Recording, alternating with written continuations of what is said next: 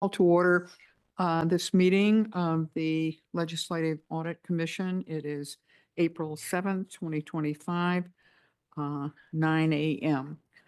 Clerk will take the roll. Senator Rest. Present. Representative Anderson. Representative Anderson. Senator Barr. Here. Senator Dibble. Senator Dibble. Senator Drazkowski. Senator Drazkowski.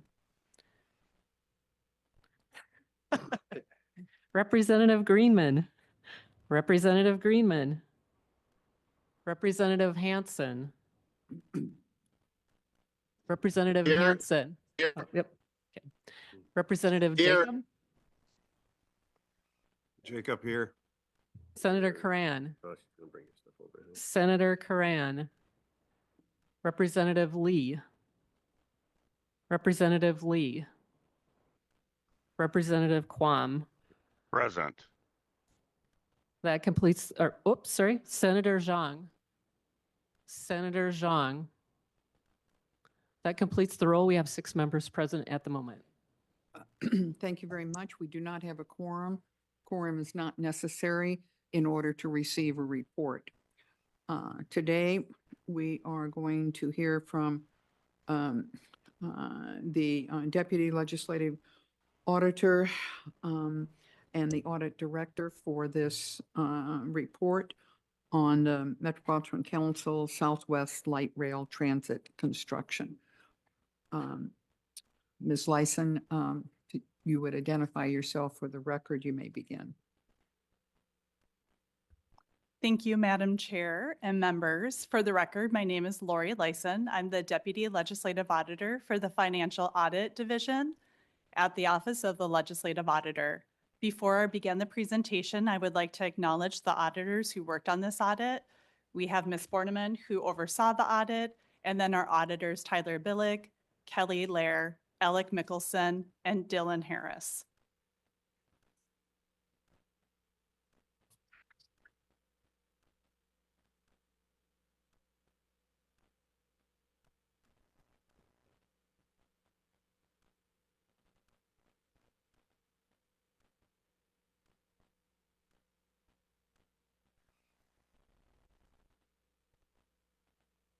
So just to familiarize yourself with what our office has released prior, we released 3 reports. We had 1 special review and we had 3 program evaluations prior to this audit. Those really looked at the budget, project, and timeline, the council's decision-making, and then the council's oversight of contractors.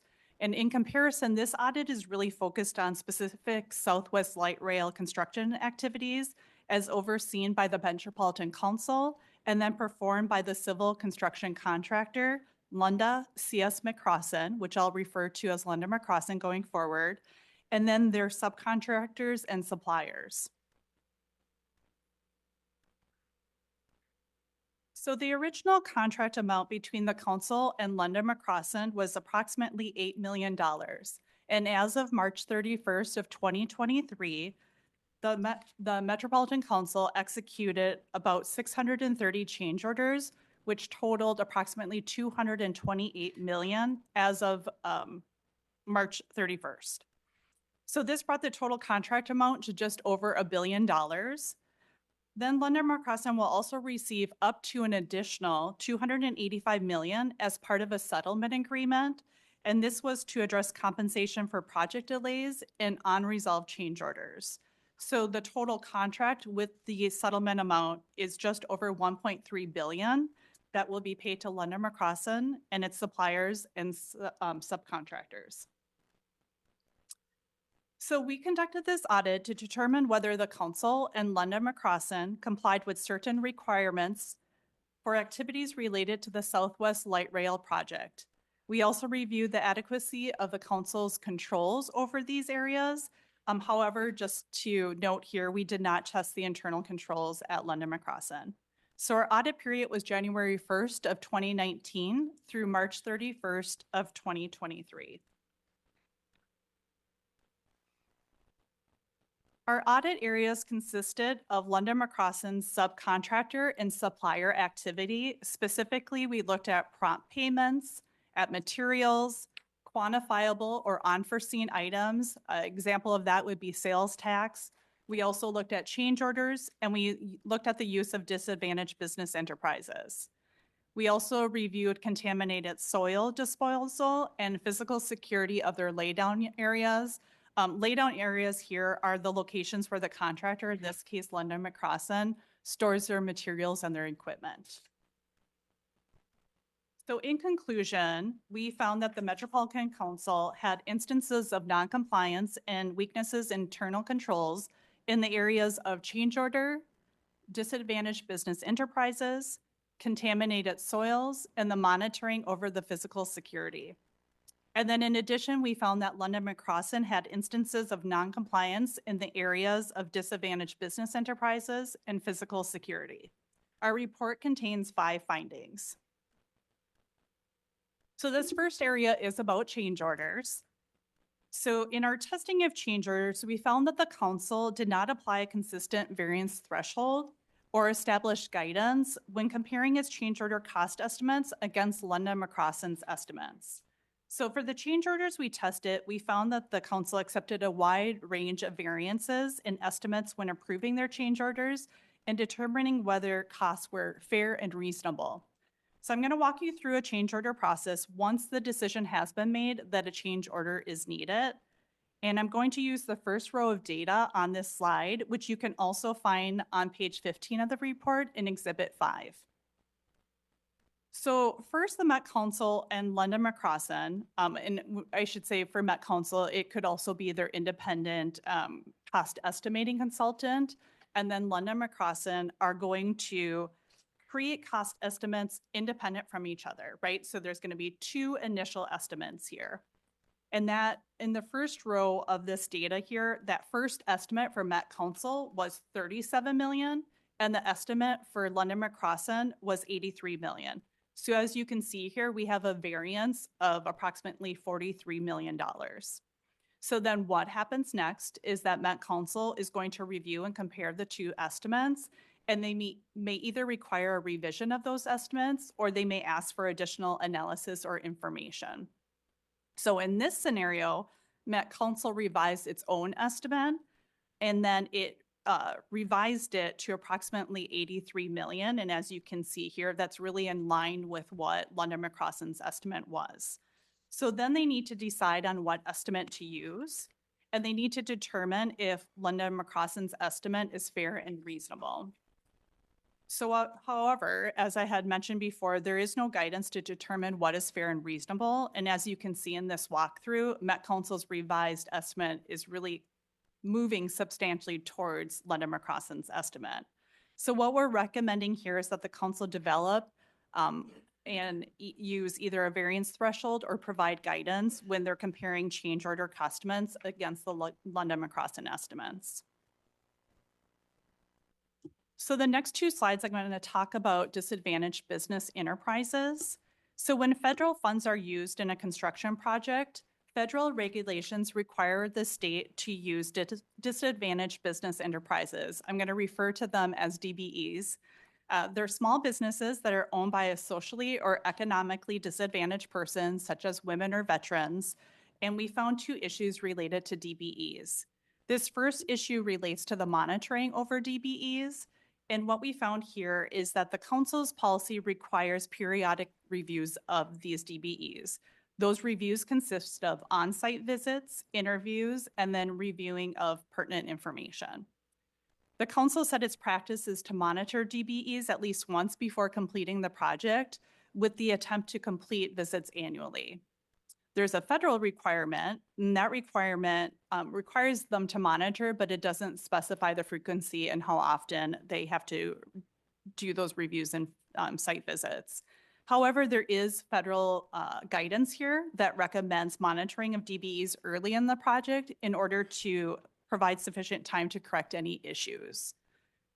So we reviewed all monitoring visits that had occurred through March 31st of 2023, which consisted of 50 DBEs at that point in time. They had been working with 50. And we found that for 9 of those DBEs, the council did not have sufficient documentation of the monitoring visits. So what we saw is they did not complete what they call a commercially useful function review. That ensures that the DBE is actually responsible for executing the work that they have been hired to perform. We also saw that they did not complete notes or emails of those monitoring visits, and they did not obtain or review contracts and invoices. And then for an additional 12 of those 50 DBEs, what we found is that the council had not yet initiated monitoring as of March 31st of 2023. Those DBEs had started working on the project by September of 2021, so approximately a year and a half after that, we still had not seen any initiation of those monitoring visits. So according to the council, this was due to not having sufficient staff to perform those visits, and they plan to complete the visits by the time that the project is complete. However, per the federal guidance that I mentioned earlier, which again is just a recommendation, the idea really is to complete those reviews while the DBE is still working on the project. So what we're recommending here is that the council conduct and document the required monitoring visits, and that we also want the council to include requirements in its internal policy on how often and when such monitoring visits should occur.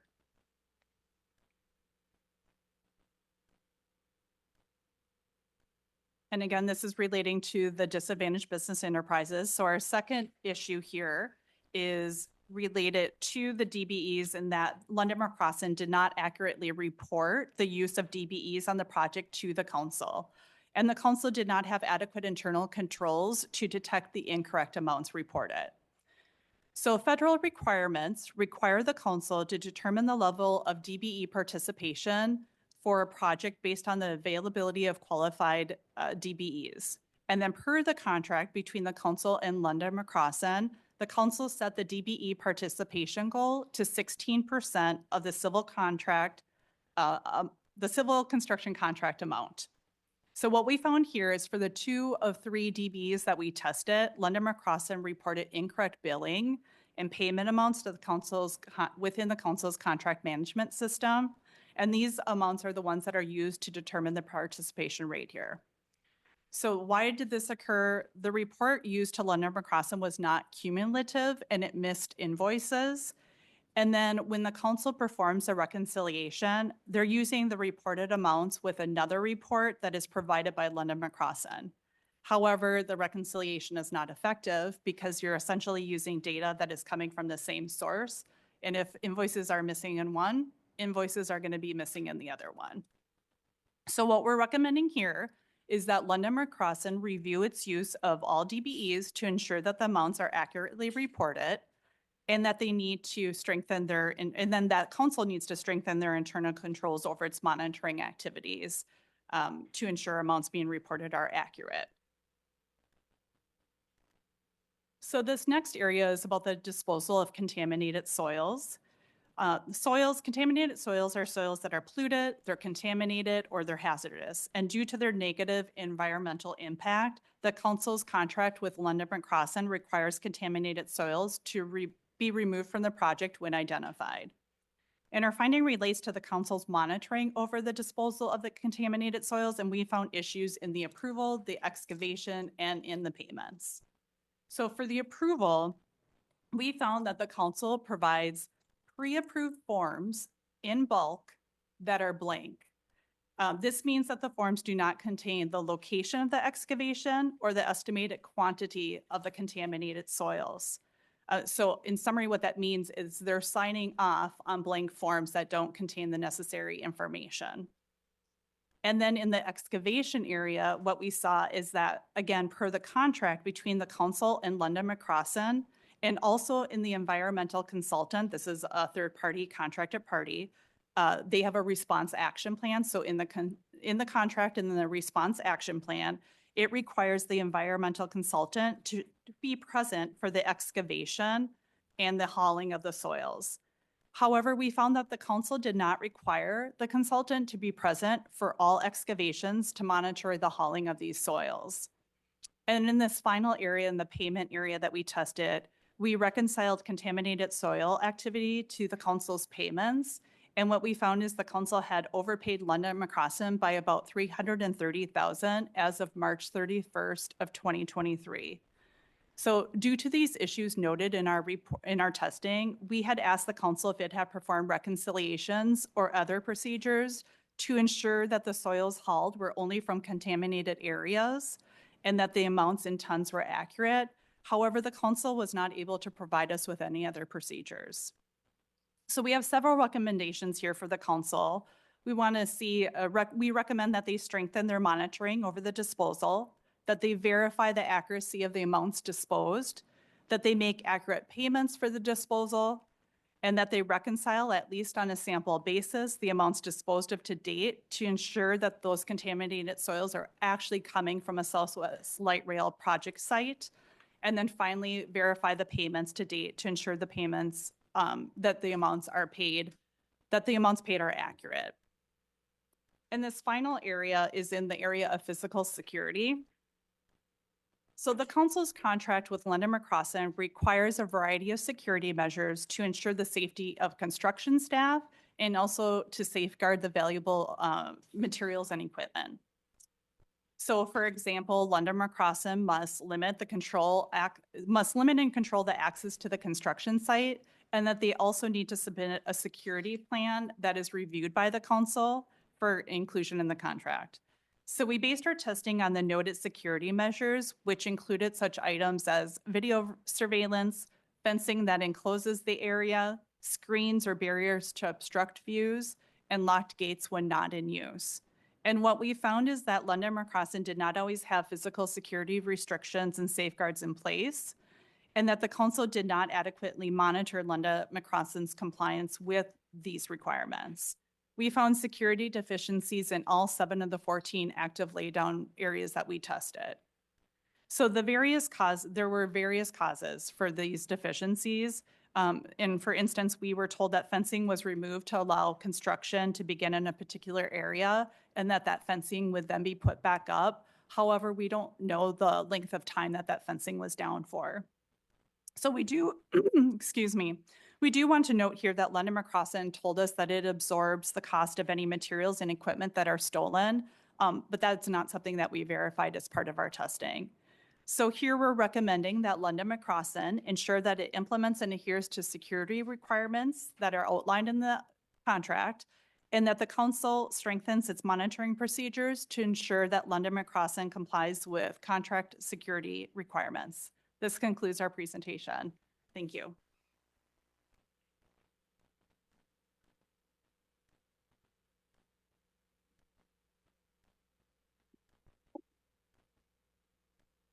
Are there comments or questions for the legislative auditor and staff? The record will show that we have achieved a quorum. Seeing that there are none, I will ask Mr. Zelli, Chair of the Metropolitan Council, to come forward. And with him, Brian O'Connor, the Regional Administrator.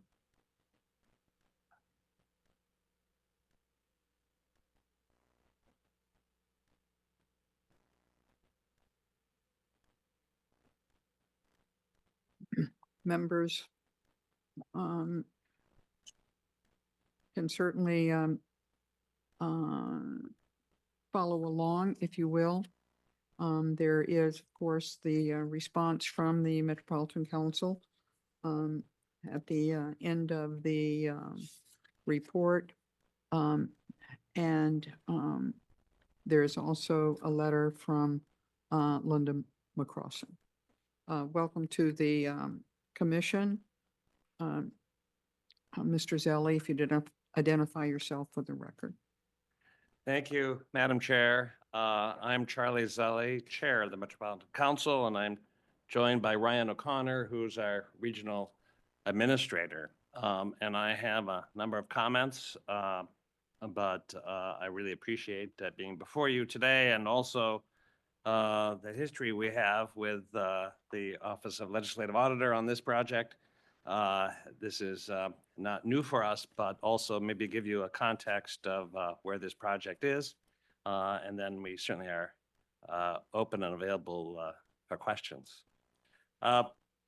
First off, given the timing of the OLA audit at that particular period of time in the field work conducted in 2023. We're really pleased to report and verify that subsequent reconciliation has assured that there was no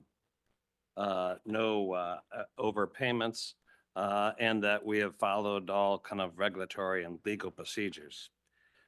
We have learned a lot from all of the OLA reviews, and I'm pleased to report that we have actually instituted a number of reforms and processes. This report identifies a number of areas where we could improve. And in fact, we have revised and augmented a number of our procedures. Most importantly, as I mentioned before, there were no overpayments, and we have protected, we believe, taxpayers' interests in delivering this project. Southwest Light Rail, or we refer to as the Green Line Extension, is a generational investment in a transformative network of transit throughout this metro area. It is 85% complete. In fact, the Kenilworth Tunnel is substantially done. The project, since there was a modified budget, a rebaselining, the OLA report refers to it as a settlement. Really, since that time, several years ago, we have remained on that revised budget, and we are on course to have revenue service in 2027. I think everybody here knows, but I remind you that this is by far the largest and most complicated infrastructure mega project ever undertaken in the state of Minnesota. 29 new bridges, 2 LRT tunnels, 6 pedestrian tunnels, and over 120 retaining walls. Although we're 2 years from it opening, we can actually count on that project already being a success. There is in excess of $3 billion of permitted projects around the 16 different stations along the 14-mile alignment. Many of those are open and running, some are under construction, and some are yet to be built, but it shows the economic stimulus that this project has provided. And as previously mentioned, we're really pleased that the OLA actually covered a number of areas in great detail. And I think what is underneath that is that they have found the required documentation for payments for materials, allowances, and in many cases, change orders. And I can kind of respond to each finding briefly, but I do refer the committee to the letter where we respond in greater detail. Overall, we actually accept the feedback readily. We know that there's many areas where we can improve, and in fact, we are in the process of improving. In the area of finding one, the guidance on change order estimates, we acknowledge that there were significant variances between council and the contractor estimates on a number of occasions. We believe we have adopted a number of improvements to correct that kind of estimating process, and all these change orders have had significant scrutiny and analysis. As an example, after 2022 MnDOT peer review, we hired a new cost estimating consultant and have since received much more accurate results as a result of following MnDOT best practice. The council will continue to review its policies and will determine what other additional factors would improve transparency and effectiveness. On finding 2, regarding disadvantaged business enterprise monitoring, we're actually quite pleased with the DBE record that accounts for 22% of the total work, which is well above the 15% goal. That's somewhere in the area of $300 million that has been invested through disadvantaged business enterprises. Although there was significant monitoring and and we have not heard or been reported any issues, we recognize the need for additional monitoring, scrutiny, and we readily accept the imperative to and recommendation guidance to increase our oversight and documentation. Regarding finding 3, tracking DBE payments, the council also agrees with the OLA recommendations. We are actually in the process of improving that kind of monitoring of payments. A new technology is being used to verify payments, which we expect to improve the speed, transparency, and accuracy. Regarding finding 4, contaminated soils, this is also the timing issue related to when the field work was done. We know that our subsequent reconciliation has assured us that there was no overpayments. We recognize the oversight and the timeliness in this area could be improved. This was, to give it better kind of context, over the 14.5 miles of the construction area, there's as many as 130,000 truckloads of contaminated soil that were hauled away. And it was a cumbersome tracking process involving carbon copies, little sheets going to different various parties. And we recognized that was not efficient and it could be tightened up.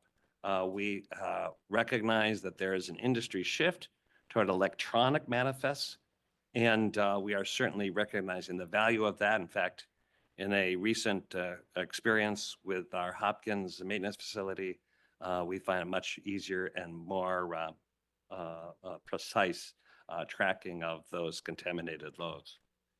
We're looking at other improvements, such as tracking by date rather than invoice number. It's just something that we know sounds common sense, but we're actually employing those as well. Finally, the finding 5, the site security, we also agree with the council, with the OLA. We are working with our contractors on a way to shore up security in a few of those laydown areas. We note that we have not had any reports of any stolen losses. We have not paid any liability from loss of materials. However, we take that feedback seriously, and we are looking at ways to provide and beef up our security. Those are kind of my brief overview statements. Overall, we feel very proud of this project. We think it has been professionally managed by our engineers and project management. Sometimes it is not the challenge of seeing these unforeseen conditions that caused the budget increases in this project, but it's how we dealt with them. And I'm very proud of how we dealt with those challenges in the taxpayers' interest and in the value of this project coming online soon. We will be testing trains this coming maybe toward the end of this year. So we'll see more and more activity, and we look forward to a ribbon cutting before you know it. Thank you. Thank you, Mr. Zelli. Mr. O'Connor, did you have a response as well? Madam Chair, Ryan O'Connor, Regional Administrator, Metropolitan Council. I'll stand for questions other than just to acknowledge and appreciate the work of the OLA in working with our team through the technical process. As we went through what was a technical evaluation of many complex processes, we felt heard. We got to go back and forth to make sure we could share the information in ways that was difficult at times to understand in terms of timing.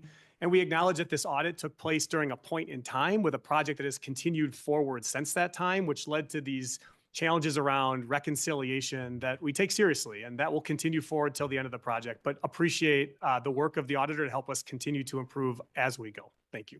Thank you, Mr. O'Connor. Are there comments or questions from The members, Senator Dibble. Thank you, Madam Chair. Madam Chair, I'm not going to ask any questions. I'm not going to be angry. The findings in this report are just a continuation of the 5 or 6 additional investigations and analyses that we've seen up to this point on Southwest LRT. So there's not, it's not a huge surprise that we find that I did some math here, Madam Chair, on the barrier wall. I mean, we already knew this. The amount we ended up paying What was page is 2.5 that on? times the original. What page is that on? I'm looking at the table on page 15. So, we see ultimately $83.5 million paid, the original estimate being almost $37 million. We see the begin construction of the barrier protection wall, an estimate at $2 million, coming in at over 5 times the amount. Modification of the wall east of Glenwood Avenue. If you take the upper estimate, that's 2.7 times the original estimate. None of these are, like I said, Madam Chair, are a big surprise. It's exactly what happens when an organization feels no pressure to be transparent, to be accountable to the public that it serves, because it doesn't report directly to a body that is accountable to that public, that has its leadership on the line in the form of elections that come from that public. And I'll just say for the record, Madam Chair, that any steps that we've attempted to make to change that, to rectify that, to make some meaningful change, whether that's better accountability up to and through this entity, the legislature, or the governor, or a directly elected entity, have been thwarted by the defenders of the status quo. And so my message isn't to the Met Council. They're defending things as they have them because they enjoy the power that they enjoy and exercising it in the way that they do. We've tried to make changes here at the legislature, and the legislature hasn't seen fit. We've attempted to make changes at the executive branch level, and no changes have been forthcoming, and we've talked to the entire region, and there's some investment in things as the way they are. And so we will continue to get these sorts of results from this organization because the system is performing exactly as it's designed. So really the challenge is to the public to rise up and ask for something different if they want better outcomes from this regional body. Thank you, Madam Chair. Thank you, Senator Dibble. Representative Jacob. Thank you, Chair Rest. So I guess for Chair Zelli, you stated immediately there were no overpayments, and then you reiterated there were no overpayments. The finding 4 on page 4, the Metropolitan Council did not adequately monitor the disposal of the contaminated soils. In addition, the Met Council overpaid Lunda McCrossin joint ventures for the disposal of contaminated soils. I don't think you can just simply take the position we don't admit that there was overpayments when that's exactly what the report found. And I think the number was $330,000 in that particular instance. What's your plan to recover the $330,000 that was overpaid? Mr. Zelli. Madam Chair, Representative, the point was at that particular point in time in 2023, when the field work was done by the OLA, and I don't, we understand that 300,000 was yet to be identified as an actual cost. So it was viewed as an overpayment. But in subsequent periods of time, each load and invoice was verified and reconciled, kind of like balancing a checkbook. Those were identified as actual payments that went for services rendered. So we will stand by the fact that once that reconciliation was conducted, there were no overpayments. Do you want to answer? Representative Jacob. Well, apparently we don't have agreement from the findings. Second question for you. these estimates, one at 82,000, your estimate at 36,000, with a variance of 40, I'm sorry, million, 82 million, and your estimate of 36 million for a variance of 45 million. I mean, generally in business, when there's that kind of overrun or disparity, that's not fair to other contractors who would have bid on this and quite likely would have came in somewhere between the 36 and 82 million. How do you justify just raising your estimate actually to above their estimate? How do you justify that? Mr. Zelli, Madam Chair, Representative, that initial estimate was before all the scope and the actual engineering of that passenger protection barrier was fully completed. This was a change order in the project, and I think the OLA has made a comment that we should have included this in the initial bidding of the entire project. But because of the delays caused by negotiating with the railroad, the city of Minneapolis, even MnDOT, that got delayed to a point where had we waited for the overall bidding of the entire project, the delay itself would have caused even greater costs to taxpayers.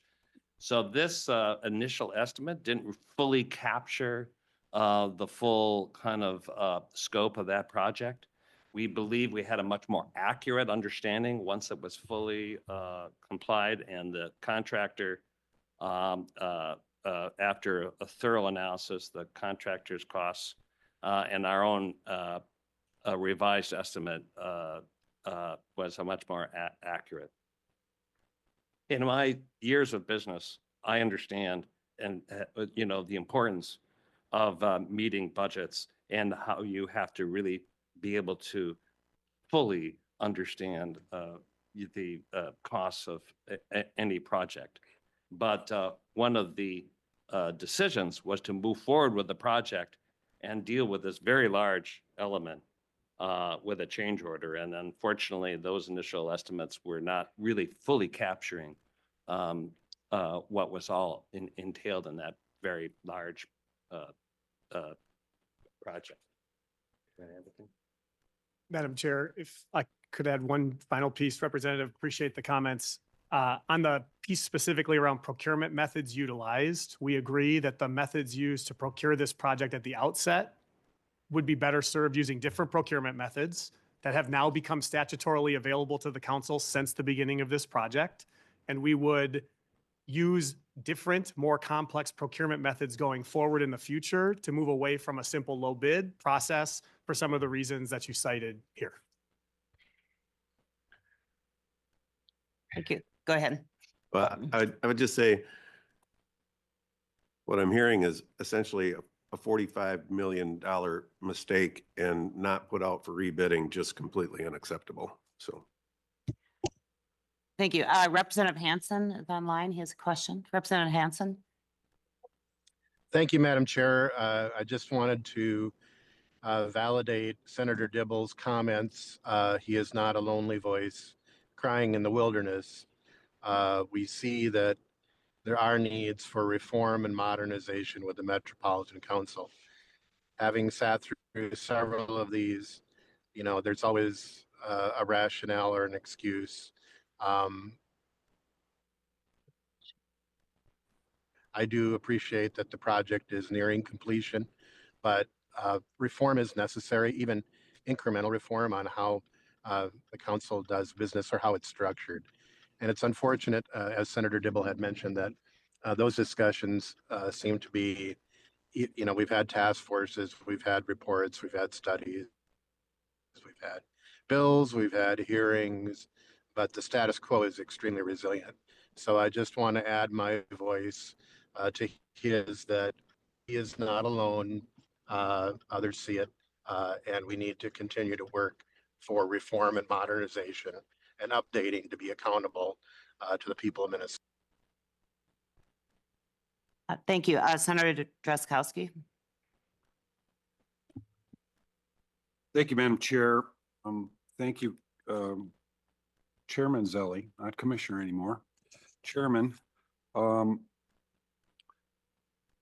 I'm digging through, unintended, Mr. Chairman, the contaminated soils section on page 25, and I mean, I was taken aback by what the auditor said about the behavior here of the council and trying to figure out what happened. And as I read through here, by the way, I was about 14 years old and my dad was a township chair, town of Buffalo in Wisconsin, okay? And 14. And so my relief from the farm that day, so I didn't have to work on the farm, was I got to sit at the corner where the dump trucks came and dumped their crushed rock on the road that was being worked on behalf of the township. I counted the loads. My job was to sit there and tally the loads. There's a load. There's a tally. By the end of the day, then, the township knew that they got what they were paying for. And that was a budget of, I don't know, maybe $10,000 or $20,000 at the time. Here we are talking about hundreds of millions of dollars.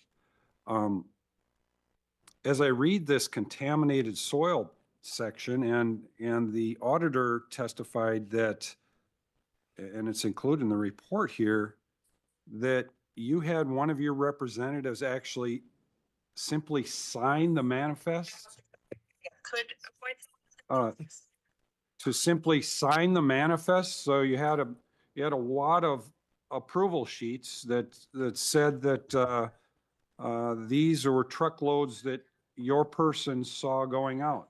That was me on the corner at the time, right? That was your guy or gal that was doing what I was doing then. You had a sign, instead of tallies, you had a bunch of sheets, one for each load, I assume. And you, and so, I think we got a distraction. We're working on it. And so, Mr. Chairman, your people signed the slips, they were blank, and handed them over to the general contractor, I think, right? And those are the slips that were to be reconciled against the landfill and what they were billing in the end. And not to mention that you handed the slips to them with the signature on approving them and validating them before the information about where they were coming from, how many loads, how, was it contaminated material or not, before that was even added to the slip. It was already approved. So not only to mention that, but you were supposed to use those slips then to reconcile against what the government was being billed by the landfill. And that didn't happen, according to the audit report. And as I read on top of 25, furthermore, the council's internal payment request policy requires a council authorized representative to review the accuracy of London McCrossin payment request to certify that the goods and services have been received by the council. So in doing this willy-nilly approach to accounting and making certain that we are getting what we paid for, because there wasn't any certainty and we were getting what we were paid for, you're violating your own rules, your own policy. So I'm wondering if you can describe, Mr. Chairman, first of all, why and how you still come to the conclusion that we paid exactly what we paid for. Well, of course, we're just paying the bill that the disposal site gives us. Well, we didn't ensure that that's exactly what went out, which was what our policy said we're supposed to do. So help us here. Chairman Zelli. Madam Chair, Senator, as I started saying, there's no question that the whole oversight and monitoring process and documentation could be improved, should be improved, needs to be improved, and we've taken steps to do that. I don't want to leave the impression that all carbon copies and truckloads weren't monitored. Were some instances, as you've described, but it's our belief and our management team's representation that that amount that's given that had not yet been reconciled was reconciled with actual hauling that was done. You know, it was a complicated, there's, as I said, as many as 130,000 truckloads over the course of several years. It's not just an issue of the number of truckloads, but, you know, making sure that they're not mixed up with other projects to ensure that they truly are contaminated, where they're actually going. So we recognize and take at heart the need to tighten that process, and we believe we've taken steps to do that. So, Madam Chair. Senator Drazkowski. Thank you, Madam Chair. So, Chairman, so you admit that you didn't keep track of and reconcile properly the loads, but we paid the right amount. You can't have both there. You can't have your cake and eat it too. So don't be giving us that. How can you know? How can anyone know? They can't. And we don't know. So just say that. Thank you, Madam Chairman. Senator Barr. Thank you, Madam Chair. Chairman Zelli, what was the original bid when you came to the legislature back in 2017, 18, when this project, before you stuck the first shovel in the ground? What was the estimate for the entire Southwest Light Rail project? When the project contracts were signed initially during the groundbreaking, it was $2 billion. 2 billion? Yes. Okay, I thought it was a little less than that. No. Okay, so The full funding agreement with the federal gentlemen, you need to government go through was the chair. approximately $2 billion. Sorry, Madam Chair. Senator. Senator Barr. he can finish. Madam Chair, Chair Zelli was gonna, but if Is he he could, responding to please. your question? Mr. Zelli, continue. Madam Chair, sorry, Senator, that was the full funding agreement was $2 billion. Now, Senator Barr. Thank you, Madam Chair. Chair Zelli. So this is, well, we have a whole bunch of this going on today, dinging and ringing. So just in the second paragraph of your response in the report here, isn't it just a little bit disingenuous to say that you're on budget at 2.86 billion? Mr. Zelli. Madam Chair, Senator, at getting into the project, recognized, in addition to the corridor protection barrier, the wall we previously were discussing, the soil conditions of the tunnel, a number of other delays caused by that tunnel, initiated a process where we brought in some outside national experts to work with the contractors to re-baseline, in other words, to actually re-sequence how the project would be built, entered into ultimately a very long negotiated process to ensure that the project actually didn't stop, but would do it more efficiently had we just followed the initial phasing process.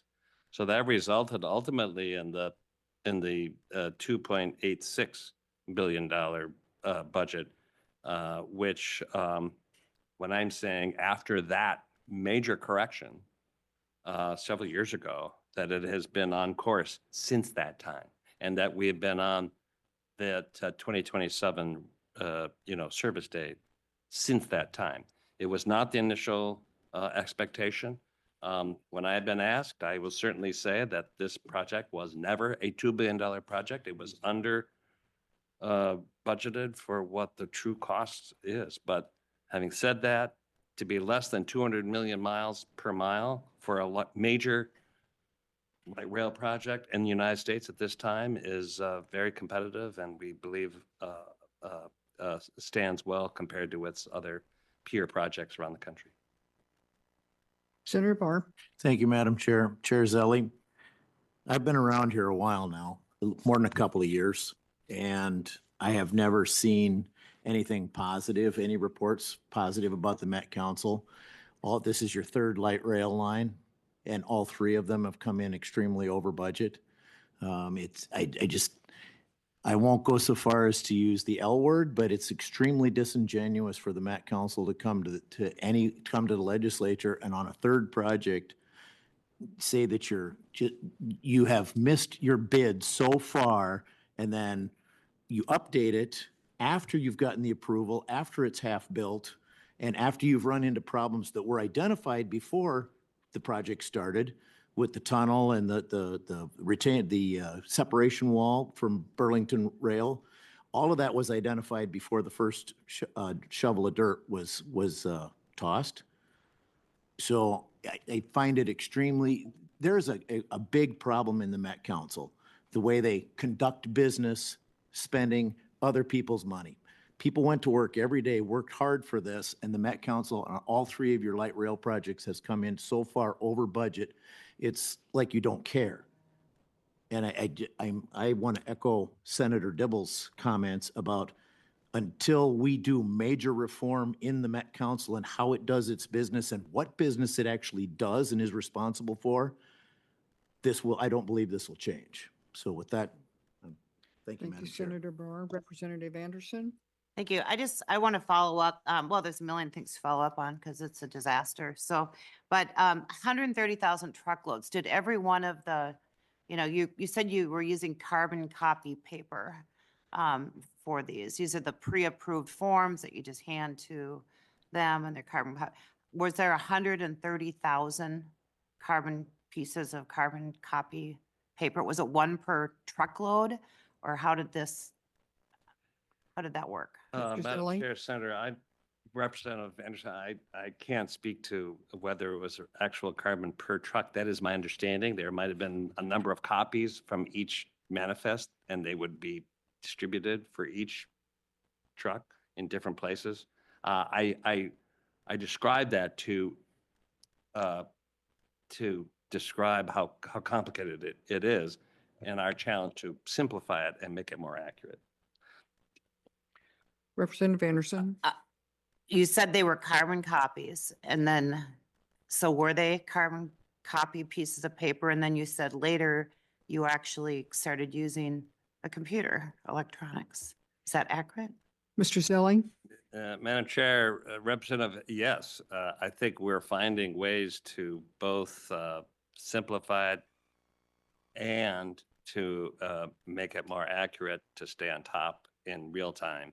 And part of that is the electronic manifests do that. And we're finding those places where we haul these loads had to accept electronic. So part of it is not just our use, it's getting those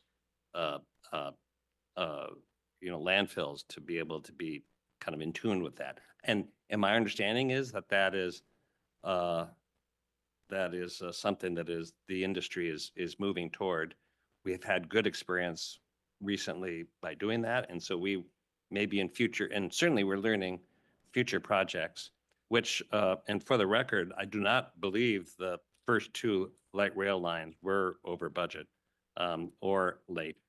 So this is something that is, and this large mega project has happened, but we have taken measures, we believe, to correct it.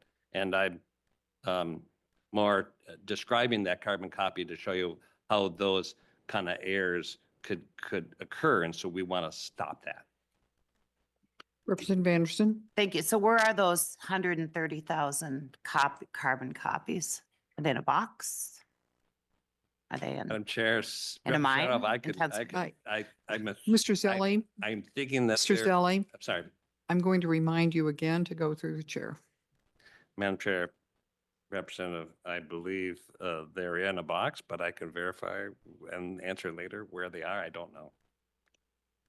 Thank you. Okay, Senator Dibble?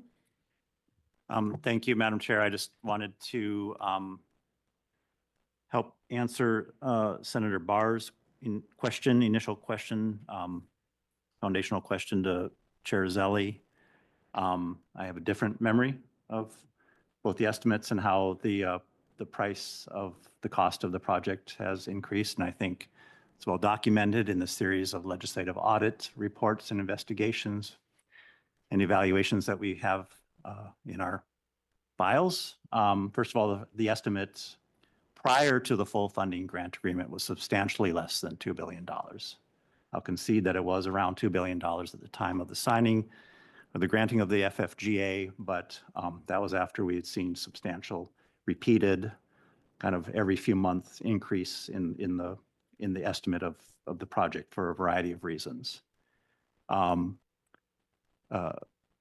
Unlike, I think, the characterization that we heard, major components of the project were well known at the time of the contracts, not the least of which were, the wall, an extra station, some other major elements, and elements that were identified as coming up as a surprise should not have been a surprise because the public had been stepping forward for years, pointing to potential problems with soils, with conditions, with nearby impacts, et cetera. I'll further add that those major components that were included later were included without the benefit of competitive bidding. We're just simply swept in, and the prices then that were originally estimated, and that's part of what the table reflects, were priced differently, and those prices were accommodated. Plus, we have many, many instances of documented mismanagement of the schedule, of controls over the schedule within the contract, of contingency and planning for contingency, of distributing and managing risk, managing change orders, et cetera. So that's the more thorough response to how we got from well below $2 billion to pushing $3 billion and a facility that should be open by now that's now not going to be open for 2 years. Thank you, Senator Dibble. Senator Jaskowski?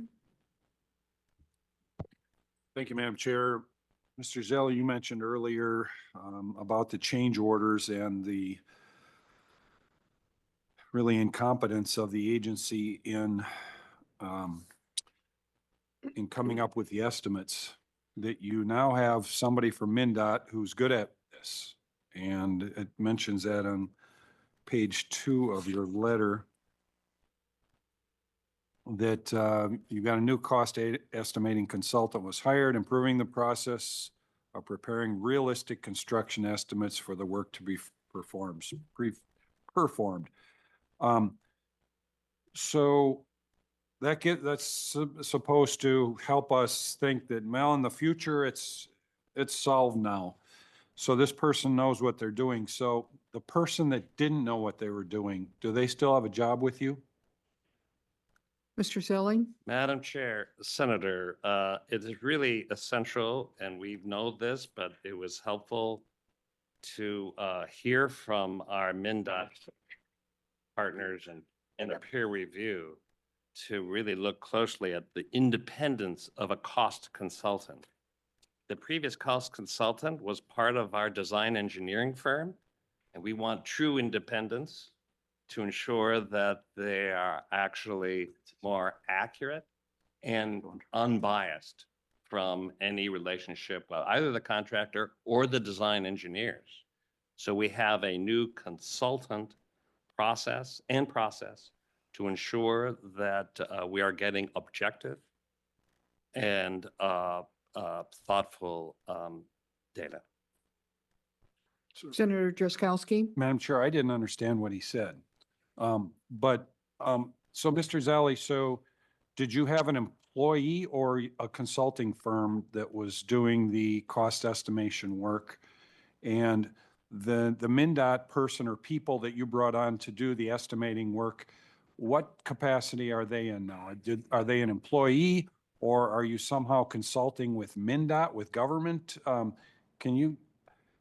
What did you do with the people that were failing us here? Did you send them down the road somewhere or not?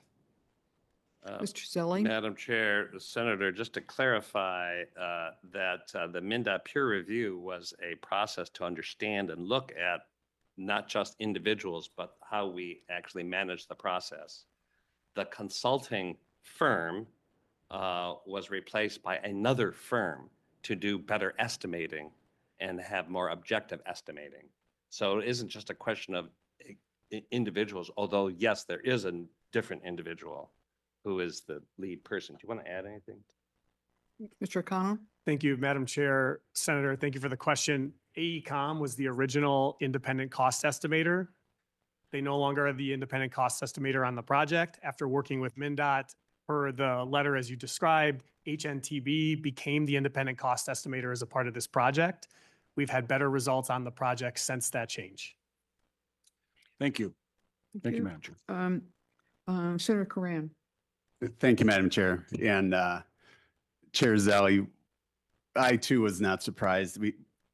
Of this last third or fourth OLA report, that there are just a lot of holes in their basic project management. But what I bring to this table is, this is about my 40 plus years in government contracting on both sides. And I think what we're continually seeing is, I love you, great, pat yourself on the back a lot today. This project started out, almost a decade prior to 2013. The 2013 estimate was actually $1.3 billion. And so a couple years later, with the additional work, and I think almost all major issues have been identified from the very beginning, and decisioning drew into it. I also think the business rules and requirements are what contractors live off of. And the change order process, or the original contracts, are the greatest way to abuse government. I've seen it. That's why I've worked extraordinarily hard to revise our procurement processes in the state. We don't do a very good job because we don't know our job very well at the detail level and in the complex decision-making decision trees for these types of projects, whether it be IT or whatever it is. I know your agency hasn't done anything to change their methodologies. The state hasn't done anything to change the methodologies. And I think what we see here is a continued migration to a cost that is a recognition that we didn't know, even having a decade and a half to work on it prior to the beginning of where we think we're ready to issue an RFP. And then you throw in, well, we made some decisions that changed those. Yes, you did.